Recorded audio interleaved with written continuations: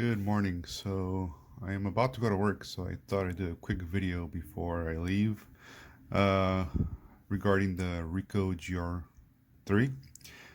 Not specifically the camera itself, because I'm sure there's better videos online regarding this camera, but the challenge I'm going to give myself with this camera.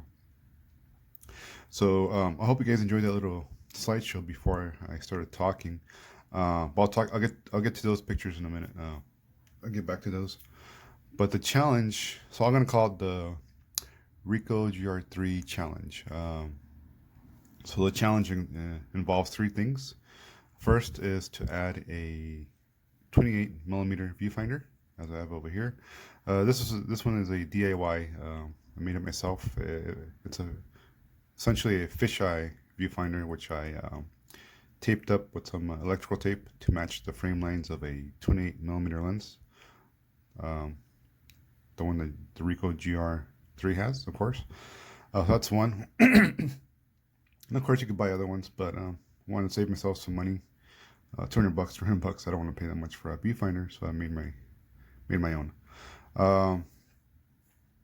Second part of the challenge is to completely turn off the LCD screen. I completely blacked it out by turning it off. So whenever I take a picture,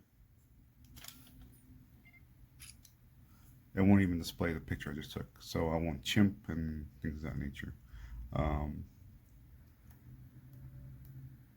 There you go. See?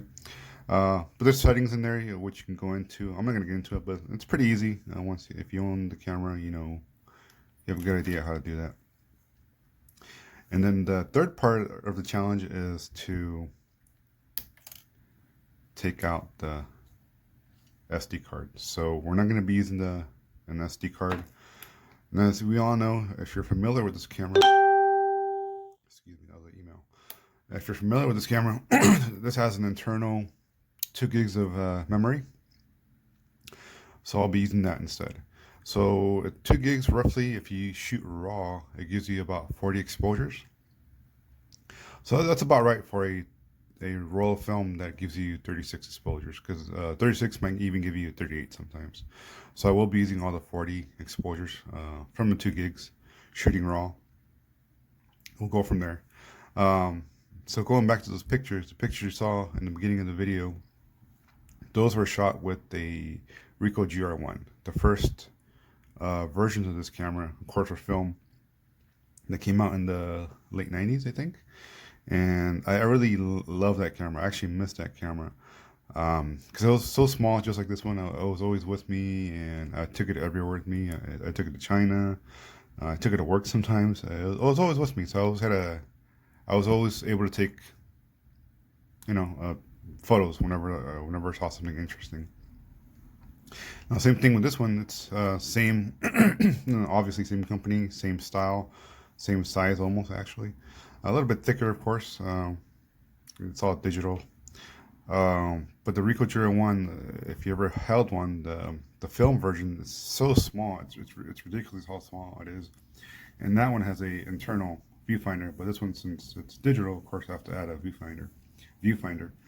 But that's the challenge, and we'll go from there. And sadly, the GR1s go for a lot of money now, and it's not even worth buying, because I've had like at least 20 of them, and since I started shooting with them, and I don't have one anymore. But the build quality of those cameras, they're excellent cameras. I mean, sharp lens and everything, but the build quality, externally it's fine. Internally, those cameras just shut off. One day work, and then all of a sudden, boom, they stop working. And then you have a paperweight, which not good anymore. And they don't fix them anymore, so there's no point in buying those anymore. Because when I started shooting the GR1, I used to be able to buy them for like, man, $150, $200. Now they go for like $600, even more, depending on the condition. But anyways, that's a challenge. So I'll probably end up going to Chinatown tonight, or K-Town, Koreatown, and putting myself to that challenge, the Ricoh GR3 challenge. So I'll do that in a separate video and see how that goes. But if you have one, if you want to give yourself a challenge, try it, see how it turns out. because this camera is I'd say it's identical to the GR1 except for it's digital. Because I think the GR2 is a little bit longer, had a flash. This one doesn't have a flash. The original GR1 did have a flash because it was so small. You're still able to put a lot of things in it, I guess.